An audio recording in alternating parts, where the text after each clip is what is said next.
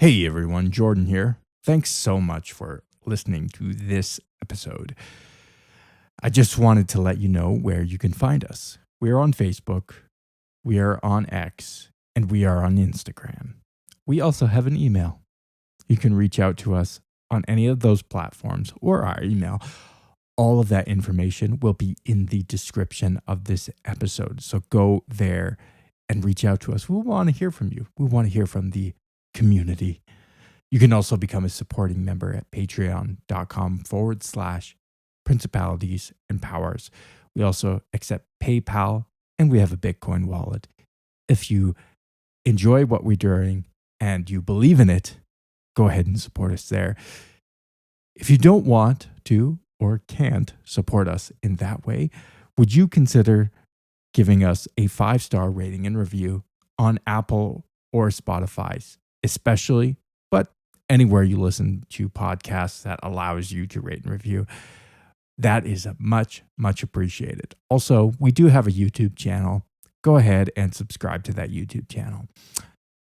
Anyways, we are going to finish off the story of L. Ron Hubbard and Jack Parsons in their bizarre love triangle and whatnot. Ooh, it's good. All right, let's get into it. Oh, you think darkness is your ally? You merely adopted the dark. I was born in it, molded by it. For we do not wrestle against flesh and blood, against flesh and blood, against flesh. In the councils of government, we must guard against the acquisition of unwarranted influence, whether sought or unsought, by the military-industrial complex. But against principalities, against powers, against powers, against powers. Ideological subversion is the slow process which we call either ideological subversion or psychological warfare. What it basically means is to change the perception of reality. And against the rulers of the darkness of this age, the darkness of this age, the darkness of this age. Now I am become death, the destroyer of worlds.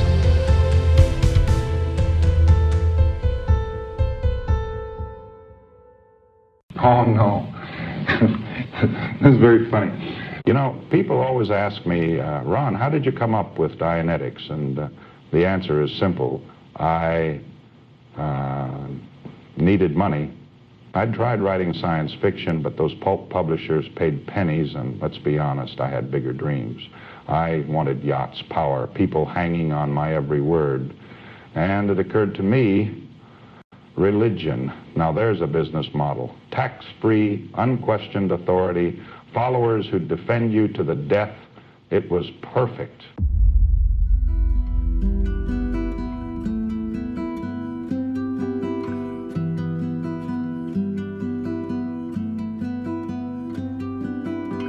For every yin, there is a yang. Every Batman needs his Robin. But for every sincere seeker like John Dee, there lurks an Edward Kelly in the shadows, ready to strip away both fortune and dignity with predatory precision. Lafayette Ronald Hubbard embodied this archetype perfectly. A charlatan of epic proportions, he would assume the role of parasitic manipulator in Jack Parsons' life, exploiting the rocket scientist's earnest occult pursuits with ruthless calculation. The story of Hubbard's arrival to the occult commune in 1945 is a sordid one, to put it mildly. He had just been discharged from the Navy after the end of World War II. Penniless and destitute, he found himself oddly arriving at the Parsonage, formerly the Agape Lodge of the Ordo Templi Ordentis, until Jack Parsons took it over. How he found this particular organization and for what reason remains elusive. But what we do know, and this is according to former Scientologist and writer on the topic, John Atek, he was a Freemason and Rosicrucian and was already somewhat familiar with the work of Aleister Crowley. He also was apparently struggling financially, and the parsonage gave free lodging to anyone who were bohemians, artists, musicians, atheists, anarchists, or any other exotic types. as Parsons would say. Upon his arrival, Jack Parsons was quite taken with Hubbard, believing him to be especially gifted in ritual magic. Contemporary resident Alva Rogers observed that, quote, Jack Parsons liked Ron immediately, perhaps recognized in him a kindred spirit, and invited him to move in for the duration of his leave, unquote. Writing to his mentor and leader of the OTO, he said this, quote, although he has no formal training in magic, he has an extraordinary amount of experience and understanding in the field. He is the most thelemic person I have ever met, unquote. Hubbard had a confidence and bombastity that would capture people in his orbit. The charisma would serve him through his life as the leader of perhaps one of the most nefarious cults in America today. Not everyone fell for it, however, particularly Aleister Crowley. When he heard the glowing terms in which Parsons spoke of Hubbard, he was immediately skeptical. In his famous telegram of May 22, 1946 to Carl Germer, he warned, quote, suspect Ron playing confidence trick. Jack, evidently weak fool. Obvious victim, prowling swindlers, unquote. Of course, one can't help but wonder if this was a case of a game recognizing game. Of course, Crowley saw through this because he himself employed such manipulation tactics, especially on Germans during the war, and was very good at it. And if Crowley was in fact taking Parsons for spin, although with all the members of the lodge, he probably wouldn't take too kindly to another player taking his mark. Not only that, if Parsons was gullible enough to be mesmerized by Hubbard, surely the same would be true for Crowley. In the heady atmosphere of the Parsonage, that strange 11-room mansion where rocket fuel and ritual magic intermingled like unholy sacraments, Sarah, or Betty Northrop, found herself trapped between two magnetic yet deeply flawed men. Jack Parsons, her brother-in-law and lover since she was merely 13, embodied the contradictions of his era. A brilliant scientist by day and conjuring Babylonian goddesses by moonlight. His devotion to the principle of free love became his Achilles heel. When L. Ron Hubbard arrived, spinning tales of wartime heroism that most dismissed as tall tales, but which the impressionable young woman swallowed whole.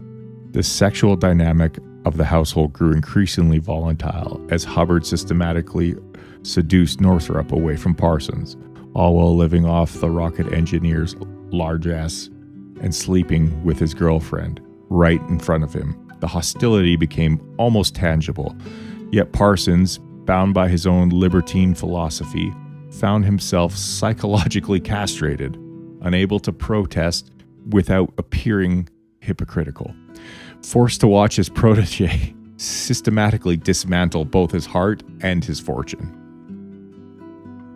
When Hubbard proposed that he and Parsons enter a yacht-buying venture together, the rocket scientist's eagerness to contribute $20,000, the bulk of his life savings, revealed the depth of his psychological desperation. Perhaps he believed that binding Hubbard to him in business might restore some equilibrium to their poisoned triangle. Or perhaps he simply wanted to maintain the pretense that the betrayal didn't wound him to his core. Either way, he was the only one surprised when Hubbard and Northrop absconded to Florida with both his money and a brand new yacht, purchased with his own funds. This elaborate confidence game bears an unsettling resemblance to the wife-swapping arrangement that had unfolded centuries earlier between John Dee and Edward Kelly. Just as Kelly had claimed angelic revelation demanded he and Dee share everything, including their wives, with Jane Dee initially descending into, quote, weeping and trembling for a quarter of an hour, unquote, before capitulating to what her husband insisted was God's will. So too did Hubbard's machinations cloak base manipulation and higher purpose. In both cases, brilliant yet credulous older men found themselves utterly bewitched by charismatic, younger partners who seemed to possess preternatural gifts, whether in communing with angels or spinning heroic yarns. When Parsons attempted to sue the absconding couple, the true depths of his humiliation were revealed. Hubbard and Northrop threatened to expose that Parsons had engaged in sexual relations with Northrop when she was 13, effectively blackmailing him into accepting a paltry settlement that allowed them to keep the yacht.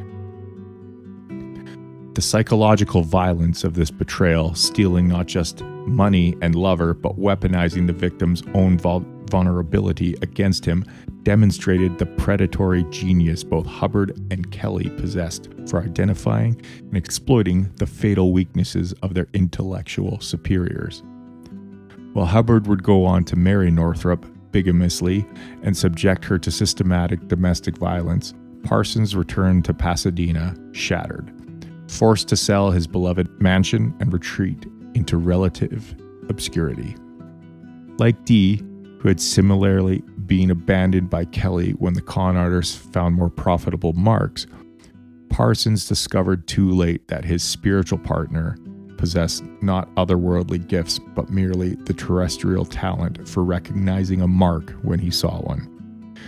The parallel tragedies of these two geniuses, separated by centuries yet united in their susceptibility to silver-tongued charlatans, served as a cautionary tale about the dangerous intersection of brilliance and naivete, where the very qualities that enable scientific breakthrough can render one vulnerable to the most banal forms of human predation. After the devastating betrayal by Hubbard and Sarah Northrop, Parsons found himself emotionally and financially shattered. Forced to sell his beloved Parsonage mansion and retreated to a modest coach house on the same property, yet from this pit emerged what would become his most infamous occult undertaking, the completion of the Babylon working, with Marjorie Cameron, the red-haired former Navy photographer who arrived at his doorstep on January 1946, like an answer to his prayers. Cameron's arrival seemed almost providential to the heartbroken rocket scientist, who immediately recognized her as the elemental woman he had been attempting to invoke through the months of elaborate sex magic rituals. Their attraction was instantaneous and overwhelming. They spent their first 2 weeks together, confined to his bedroom, emerging only when absolutely necessary, their union serving as the culmination of Parsons' attempt to manifest the Thelemite goddess Babylon in human form. On October 19, 1946, Parsons married Cameron at the San Juan Capistrano courthouse, with his longtime friend Edward Foreman serving as witness. The union represented both a personal triumph and the beginning of his final descent into obsession. Parsons bestowed upon his new wife the magical name Candida, shortened to Candy. Convinced that she was destined to play a crucial role in his occult workings, even as Cameron herself remained largely skeptical of his Thelemite beliefs. By this time, Parsons had already been dismissed from both JPL and Aerojet in 1944 due to his increasingly dangerous laboratory practices and his high-profile involvement with Crowley's OTO. But the scandal of the Hubbard affair and his mounting occult notoriety further damaged his scientific reputation. The brilliant mind that had helped pioneer solid-fuel rocketry was rapidly being consumed by his desperate quest for supernatural validation. The years following his marriage to Cameron marked a steady decline in both Parsons' professional prospects and mental stability. He worked various jobs as an explosives expert, including consulting, work for Israel's fledgling rocket program, and providing special effects for Hollywood films, but his career in legitimate rocketry was effectively over. In 1948, he lost his security clearance at the California Institute of Technology due to accusations of espionage and charges that reflected both his early Communist Party connections and the paranoid atmosphere of McCarthyism that viewed his occult activities as inherently subversive. Having resigned from the OTO in disillusionment, believing the organization had become an obstacle to his magical goals, Parson founded his own Thelemite group called The Witchcraft, offering courses in his simplified version of Crowley's teaching for a $10 fee, while developing an increasingly paranoid worldview that saw FBI surveillance everywhere. On June 17, 1952, the day before Parsons and Cameron were scheduled to depart for Mexico, where he hoped to establish an explosives factory for the government and escape his mounting troubles, fate intervened with explosive finality. Working alone in his garage laboratory, Parsons received a rush order for explosives needed for a film set. According to the official investigation, he accidentally dropped a container of fulminate of mercury, causing a massive explosion that tore through the building. Neighbors found him conscious but horribly mangled, his right forearm amputated, his legs and left arm broken, and a gaping hole torn in the right side of his face. He attempted to communicate with the ambulance worker who arrived, but died en route to hospital. The tragedy was compounded when his mother, Ruth Virginia Parsons, learned of her son's death and immediately consumed an entire bottle of sleeping tablets, while her crippled friend watched helplessly, unable to intervene. The official verdict of accidental death satisfied few who knew Parsons intimately. His friends and associates found it nearly impossible to believe that a man with his extensive experience handling explosives would have carelessly dropped such a volatile substance. Whispers of suicide circulated, suggesting that he had been driven to despair by his ruined career, mounting debts, and the collapse of his occult ambitions. Others, noting his paranoid fears about FBI surveillance and his enemies within the scientific community, speculated about murder. The mystery deepened when it emerged that Parsons had been convinced federal agents were actively spying on him, and that his planned departure for Mexico represented a desperate attempt to escape not just financial ruin, but what he perceived as active persecution by the American government. Whether his death was accident, suicide, or something more sinister remains one of the enduring enigmas surrounding this brilliant yet tragic figure who straddled the worlds of cutting-edge science and ancient magic, ultimately destroyed by his inability to reconcile the rational and the mystical aspects of his extraordinary mind. Oddly enough, one of the greatest chemists in the field of explosions was John Parsons. John Parsons is dead. He got too good. He blew himself off the map here 2 or 3 years ago.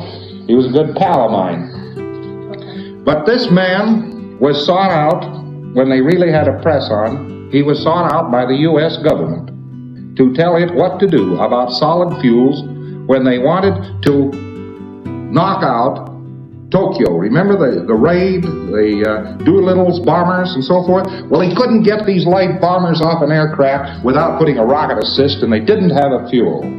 So they came and found John Parsons. Very curious thing. The government at first was unable to hire him in spite of his fame in the field of chemistry and explosives, in spite of his record and his attainments. Why? Because he didn't have any degrees in chemistry. That was a terrible situation, wasn't it? But do you know how he studied chemistry? He was a bad boy in school. He wouldn't conform in any direction. But an old, mild, old English teacher, a British instructor, finally found out that the boy was interested in test tubes, so he simply turned him loose in a room full of them and said, "John, you go ahead." And nobody controlled him to the slightest degree. And he went to that school some years. He graduated from there, the foremost genius in the field of explosives in the United States. Now, there's an interesting thing, isn't it?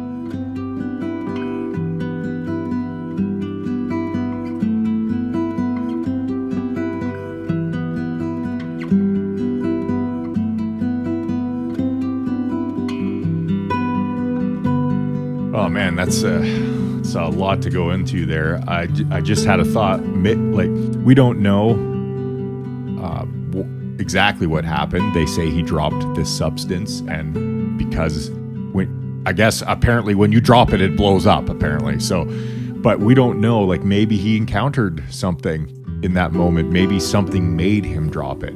We don't know if that is in fact how it happened. Just a thought. Yeah, I mean, a dude dealing with entities that long. I mean, I don't know. And I honestly, I would not be at all surprised if he got in trouble with the U.S. Secret Services and government. Oh yeah, that doesn't surprise me at all. Yeah. Oh, but you mean like they took him out? Yeah, like it. Well, it was, McCarthyism was... And it's a perfect, like, the nature of the work that he did. Yep. It's like the perfect place to make it look like a very workplace true. accident, Easy. right? It's so easy. Well, I mean, conceptually it's easy. I don't know how you would actually go about doing that, but yeah. Yeah. It seems like it would be... I mean, you could just set a small bomb off it, Yeah. buy some chemical, and it would just react to everything, and just... Yeah, just blow up the whole thing. And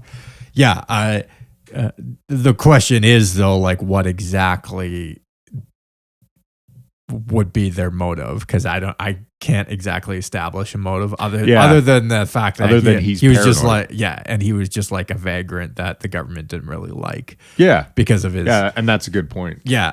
Because he's not working in rocketry anymore. And by this time, he had even lost a lot of his cultural sway, right? Like he was kind of not really looked up to anymore. Again, the parallels to him and John Dee are pretty massive. Yeah, I find, and the Hubbard angle. It's like he's reincarnated. Yeah, and the Hubbard Edward Kelly angle too is like they're both. Yeah, the whole pair. It's like the same story as just being, it's the Sith rule of two. Yeah. History doesn't repeat, but it does rhyme, kind of thing. But yeah, it's a very bizarre state of affairs. But he did do some work with the Israeli government. We know that. And maybe in that period, he got some secrets.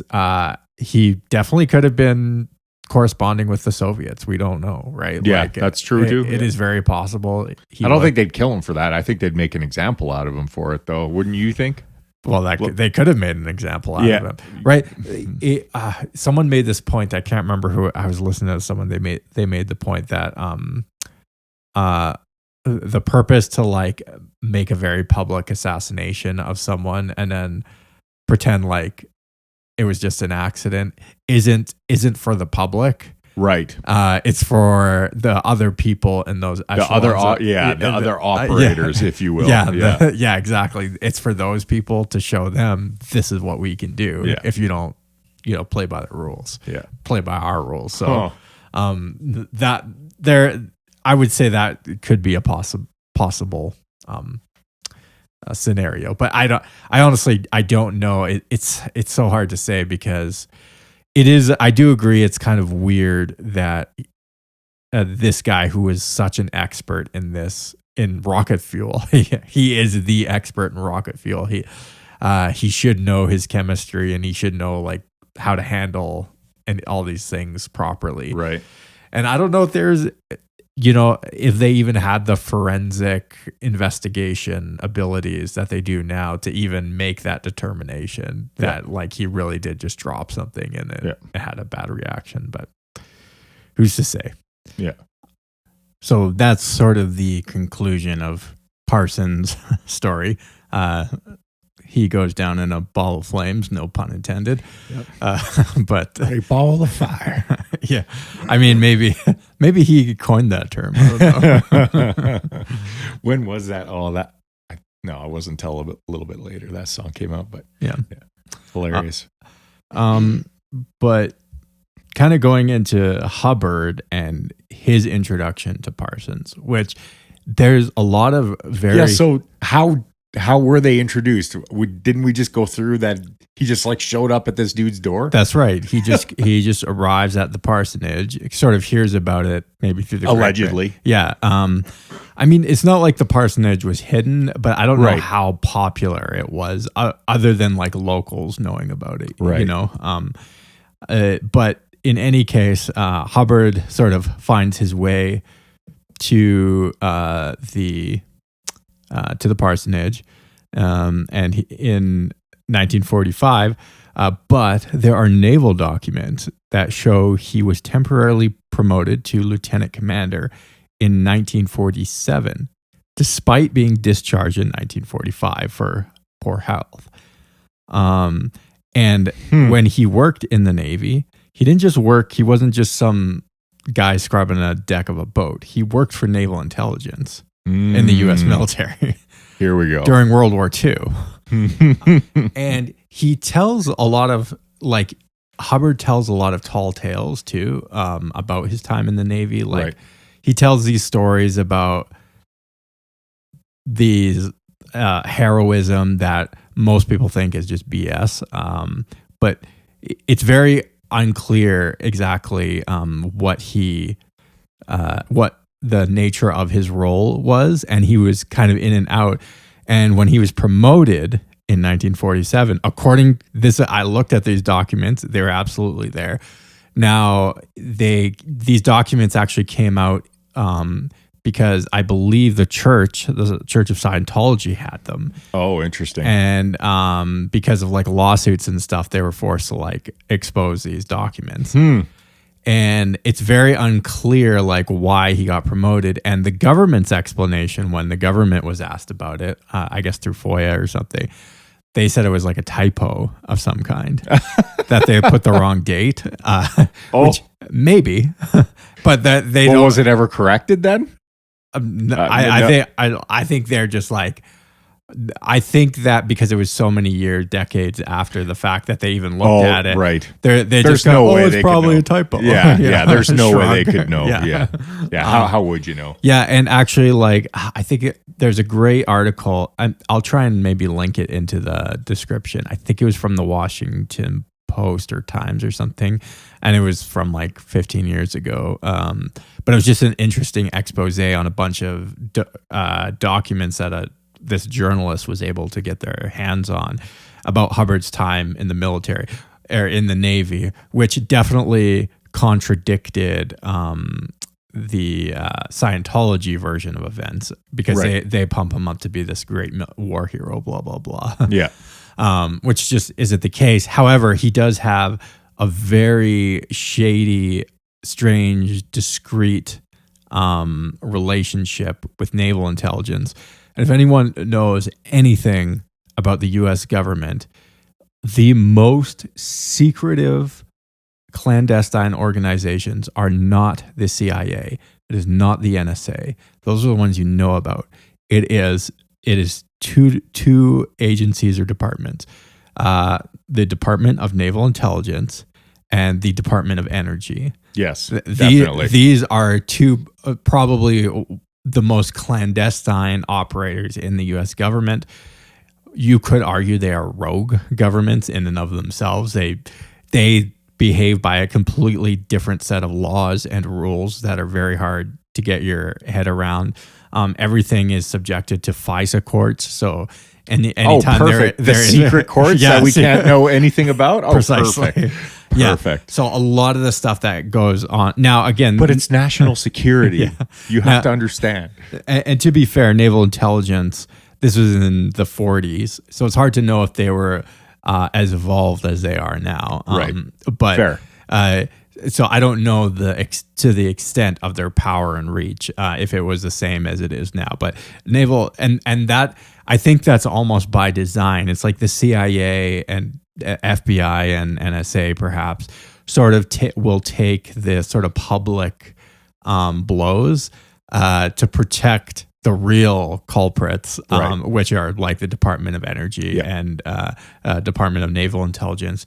And I mean, the Department of Energy is the men in black guys who spy 100%. On you. Yes, they are. And will kidnap you without a warrant, without anything. And they won't give you credentials about who they are. They're also very oddly, and anyone listening can look this up, they're also very closely tied to UAP / UFO phenomena. Yes, both of these departments. Yes, both of them are. But why would the Department of Energy care about UFOs or UAPs? It's very strange. Yeah. So once once you have that, you kind of can start coming to some conclusions, I would think. Absolutely. And if we want to, do the Charlie or the what Always Sunny in Philadelphia meme, connecting all the dots. Connecting all the dots. Yes. There is a lot of like the Department of Energy. The big thing is they have like exclusive control over anything nuclear, right? In the U.S. And that is another thing that crosses over with the UAP phenomenon quite a bit. Is energy, is nuclear energy, nuclear weapons, as well as again, another odd thing is near this time when Parsons was doing all of his ritual magic was about the same time that Oppenheimer was at the Trinity test site, just one state away, down in New Mexico. I'd be surprised if they didn't have some crossover somewhere. Well, here's the thing. It's very strange because I've done a little bit of digging on Oppenheimer and can't seem to find anything weird or strange or esoteric, except for perhaps like his interesting quoting of the Bhagavad Gita. Yes. I've become death, destroyer of worlds. Yeah. But it's just interesting that that's what he thought about when he made that statement. And he legitimately, I believe, was extremely depressed after the end of the war. I mean, really, the war was over. That like the nuclear bombs were just used to exacerbate and punish and show the Soviets that America had nuclear weapons. Yeah. Another topic. But, but there were some other characters in Oppenheimer's orbit who were also in Parsons' orbit, and they were occultists and just weird people all around. So there is this weird crossover and connection, and it's like 1 degree of separation between all these guys. You know what I mean? All around the same time. Too. Yeah, exactly. Right around the same time. I do think it's very strange. I don't know if there's a connection, but it's just you see the correlation. Even if there wasn't, it's still weird, right? Weird, like it's just it's not a normal. It seems to be a weird thing. Yeah, exactly. So you have like rocketry at this time coming into the fore, and then you have nuclear weapons coming into the fore at about the same time. They're kind of two separate technologies, but they're kind of converging, right? And now we have like nuclear warheads, right? Right. And then the Germans had developed the V2 rocket as well at the same time, right? And all these things are sort of converging, all kind of at the same time, which is very interesting and something to take note of. But anyways, circling back around to Hubbard and his time, the documents that I referenced weren't even the only one. There's some more documents that are just very strange and hard to like understand exactly like what. Well, just, not Dianetics, not Dianetics, but just like he was involved. He was specifically involved in like psychological operations. Oh, perfect. Yeah, like L. Ron Hubbard. Yeah, awesome. Like, and he was involved in the occult. Yeah, and I like here we go again, like intelligence and the occult like converging, having this strange like marriage. And so was he a real occultist then, or was he just playing a role? I've asked that question about Aleister Crowley. Same. I've asked that question thing. about John Dee. Were they real occultists, or were they putting on some kind of show or veneer of some kind? I don't know. I tend to think there was something legitimate about their beliefs. And maybe that made them useful for intelligence. Yeah. I don't know. It's just, maybe if someone out there in the ether knows more than I do, reach out, because I'm like definitely curious. But yeah, for sure. Anyways, a lot of like Hubbard also was like, again, strangely past all his physicals and stuff, even though he had like physical conditions his whole life that should have made him disqualified for the Navy.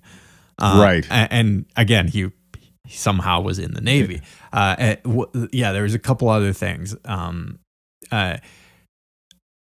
Definitely like all any public evals that they got of him made it sound like he was just very unremarkable in terms of his actual ability and like competence, but like very charismatic and very personable, but like not very competent. Gotcha.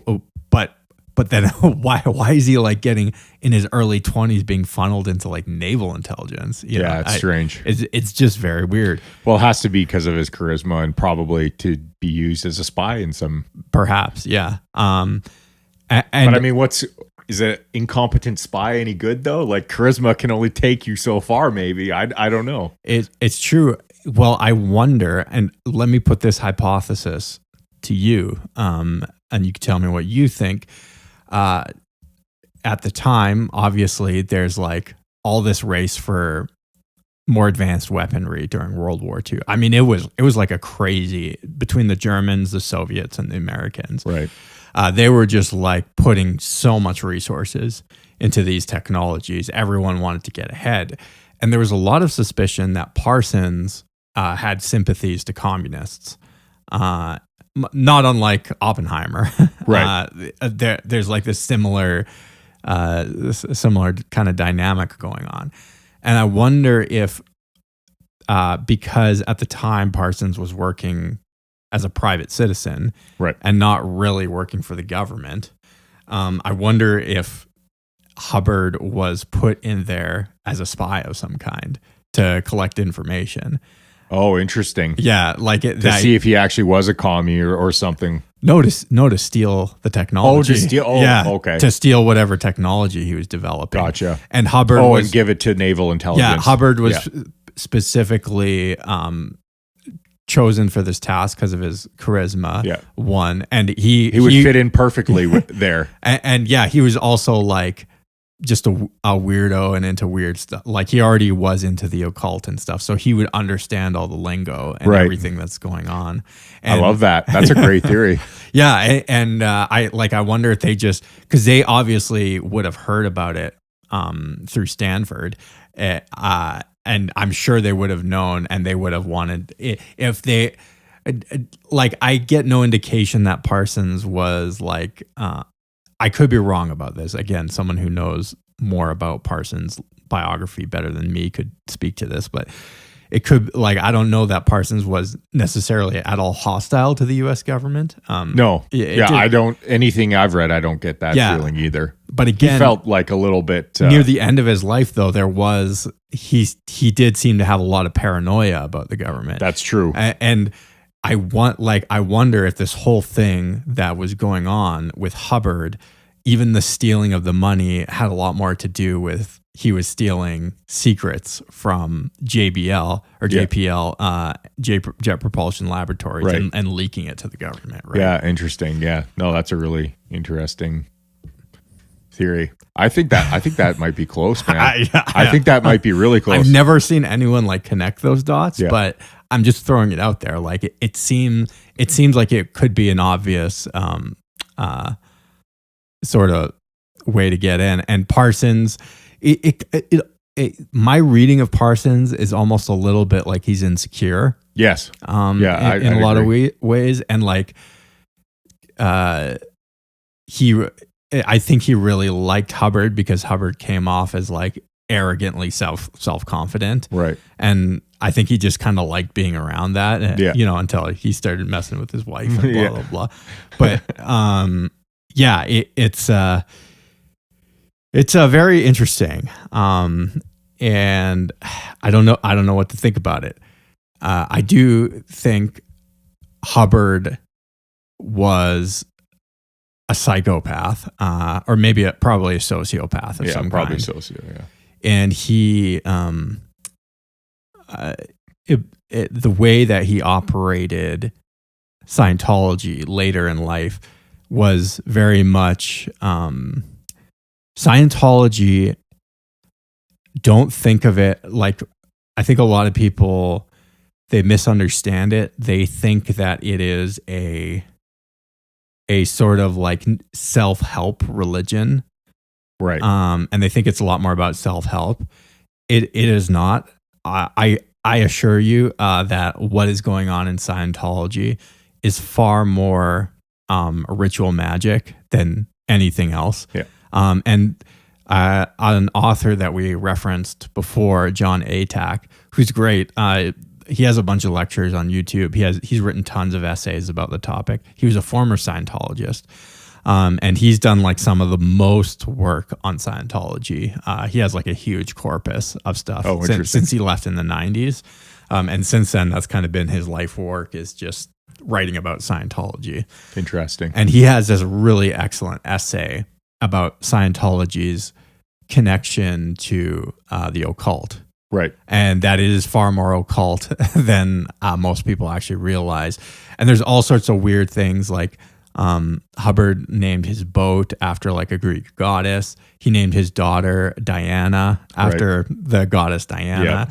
There's like all these weird esoteric things that he's doing. Standard occult stuff. Yeah, exactly. But I also wonder if Scientology is also like a front for something, if it's like a psyop, like a government psyop somewhere going on. Yeah, I would suspect, in my opinion, I have no evidence to back this up. I just suspect that there's probably some kind of blackmail operation going on as well. Probably, I mean, look at all the rich and influential people who are a part of Scientology. Bingo. So here's my whole thing is like it has I don't know if its influence is still as strong in Hollywood, but doesn't seem like it. Yeah, it seems to be waning, but that could just be like because it's such bad could PR. Be optics. Yeah, the optics now are so bad, but for many, many years and decades, it was so connected to like the sort of Hollywood elite, and really Hollywood for many years and many decades. And again, this is waning in our day and age. But for many decades, it was where American culture was disseminated from, not just to America, but around the world. Yeah. And I think like it seems the way that Scientology operates, it operates far more like a mafia. And like I said, occult ritual magic than like a religion. And it has like all these strong arm tactics, and it's roped in like a lot of people and is able to keep a lot of people silent. It has a lot of money, more money than you think it should. Like it, again, which is a very strange thing. And to me, it seems like an organization that if the government ever just wanted to bring the hammer down on it, it could at easily any second and completely destroy the organization under just like millions of violations of laws, right? And it could put half of that organization to jail overnight. They could indict the entire board of directors, every executive, and throw them in jail for like everything from extortion rackets, racketeering, money laundering, the whole 9 yards. Yep. And they just don't do it. Yeah. They just don't. There's so many cases like that too. Yeah. It's not just them. Mormons. Absolutely. Mormon church, you could do this. Allegedly, they're the wealthiest church in the world, I think, next to the Vatican. Yeah, so I've heard that. It depends on how you split it. So parse their if you include all the way they do those rankings on wealthiest religions is they split like each region of the Catholic Church. So if the Catholic Church was all combined into one entity, it would be by far the wealthiest. Gotcha. Like nothing would even come close. But they split it up. Yeah, they split, like Canada is its own Catholic church, right? Okay. The UK has its own Catholic church. So anyways, we digress there. But yeah, Mormonism. Even the Catholics probably, I'm sure you could destroy. Everyone needs to read Operation Gladio. Yes. Yes. If you want to know about Catholic Vatican criminality, which goes all the way to the top. And I 100% believe popes have been, like John Paul I was assassinaed by the Sicilian mafia. Ooh. Because they were running drugs through the CIA to help the CIA raise money. and Pope John Paul found out about it and wasn't happy. And was like, no, we're not doing that. No, not even that. He was just reallocating bishops who were part of the corruption and putting them sort of in like lesser offices and out of the way. He wasn't even really giving them punishment. Like he should be excommunicating them, but he wasn't. Right.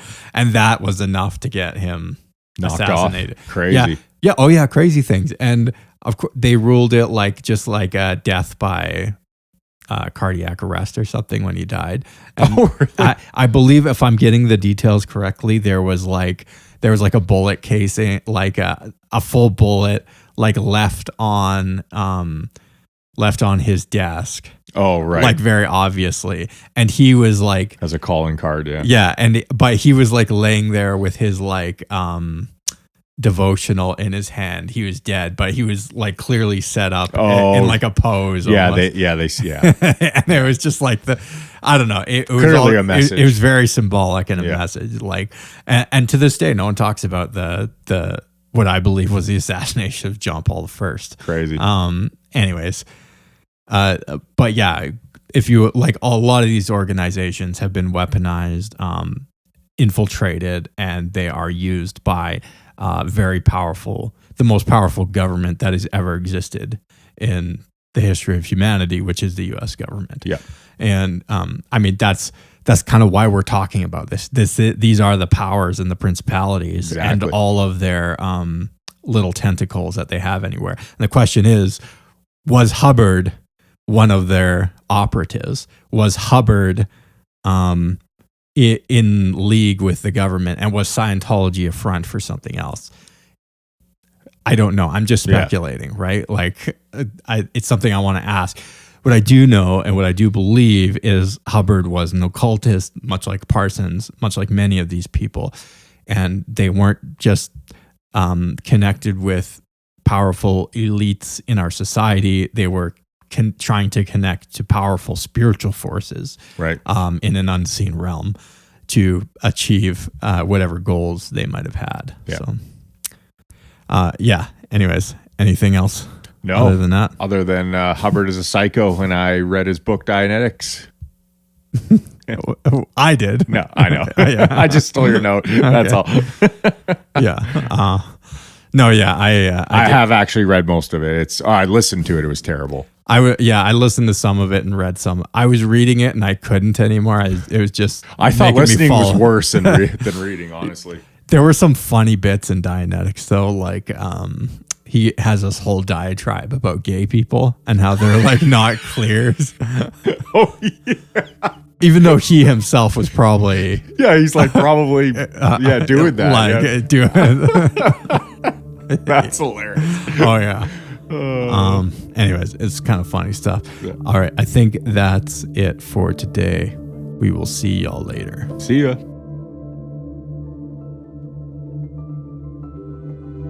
Jack was half lying under a heavy cast iron wash tub. The side of his face was blown off. I remember his arm either dangling or that was blown off, and there was a lot of blood. And Jack was dead. He was dead. His eye, I had only one eye, and I saw his eye was open, but you could see all his teeth, his jaws, the flesh.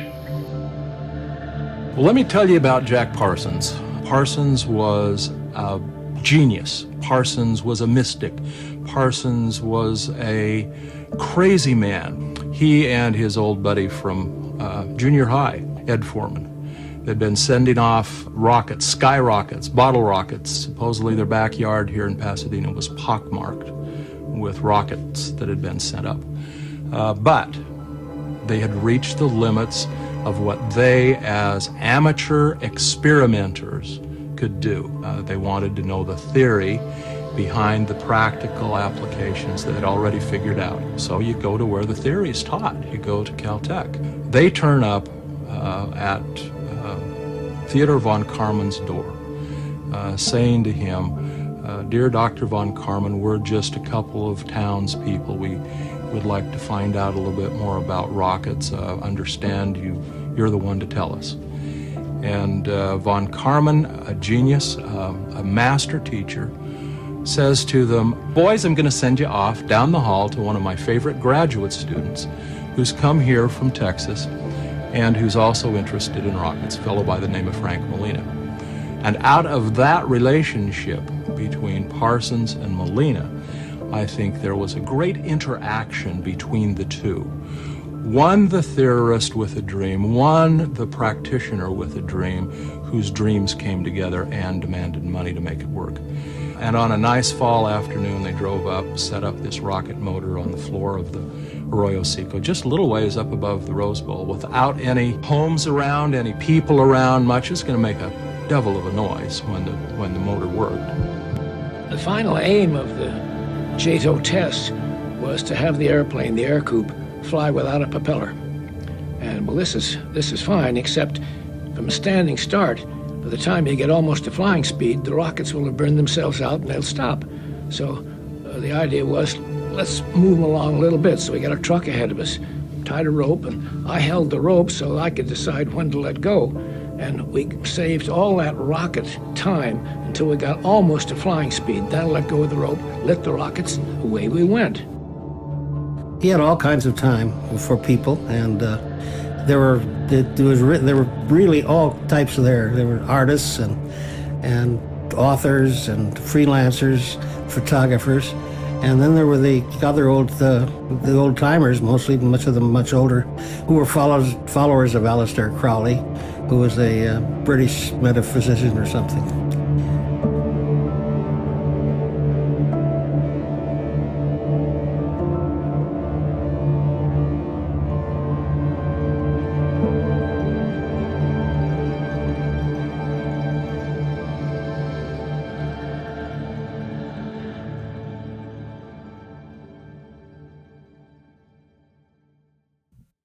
Hey everyone, Jordan here again. Thank you so much for making it all the way through this episode. If you enjoyed it, please go give a 5-star rating and review. You can also reach out to us or become a supporting member. All the links will be in the description of this episode. Thank you again. Have a good one.